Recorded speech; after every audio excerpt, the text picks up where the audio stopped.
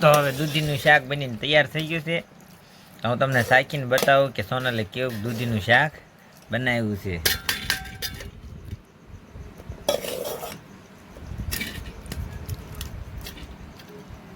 હાય મિત્રો, અમારા નવા લોગમાં તમારું બધાનું સ્વાગત છે. તો આજે અમે દૂધીનું કેમ શાક બને ને એ તમને સોનલ બતાવશે. દૂધીનું કેમ શાક બને અને દૂધી સુધારી નાખી છે, તૈયાર છે. અને હવે આગળની પ્રોસેસ તમને બતાવશું. દૂધીની અંદર બટાટા સુધારી નાખે છે એટલે શાક સારું બને ને. દૂધી સુધારાઈ ગઈ છે. હવે આપણે આને ધોઈ આવશું. તો દૂધીને ફર્સ્ટ ક્લાસ ધોઈ નાખશું.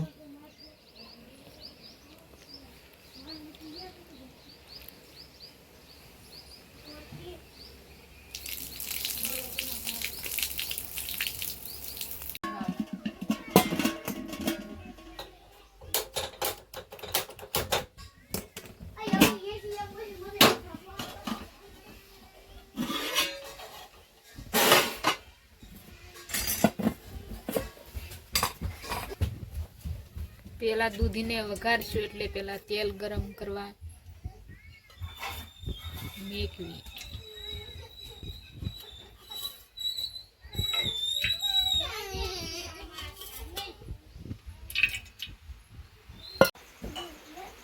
દૂધીનું શાક આપણે રાઈથી વઘારીશું.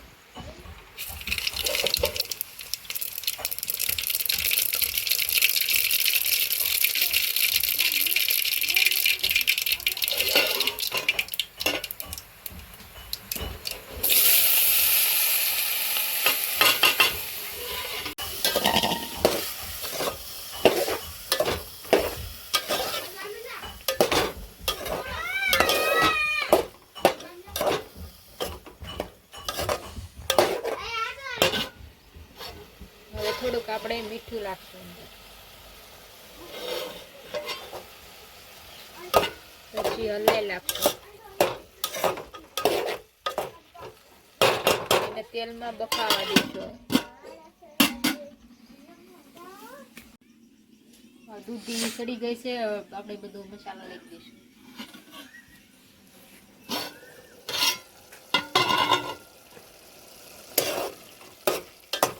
થોડુંક આપણે ધાણા જીરું લાગશે. થોડીક આપણે હળદર લાગશે. થોડીક આપણે મોરસ લાગશે. પછી હલાઈ નાખશું આપણે.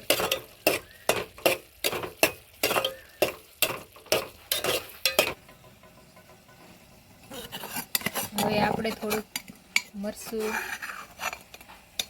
ભેળવેલું છે શાકમાં આપણે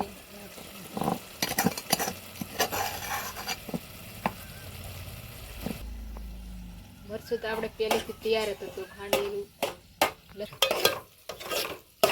હવે આપણે એને હલાઈ નાખશું.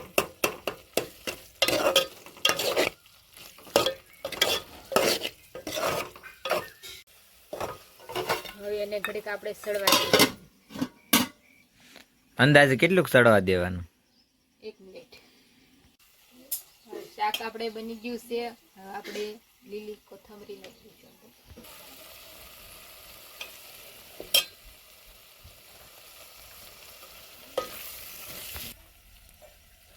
તો શાક બનીને તૈયાર થઈ ગયું છે.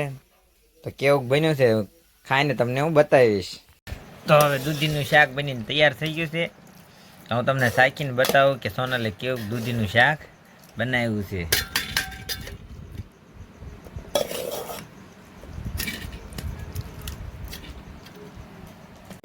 શાક કેવું બન્યું તો હું શાકીને બતાવું તને.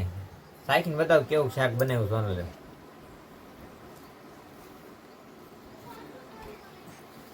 મસ્ત શાક બનાવ્યું છે સોનલે. મસ્ત બન્યું છે.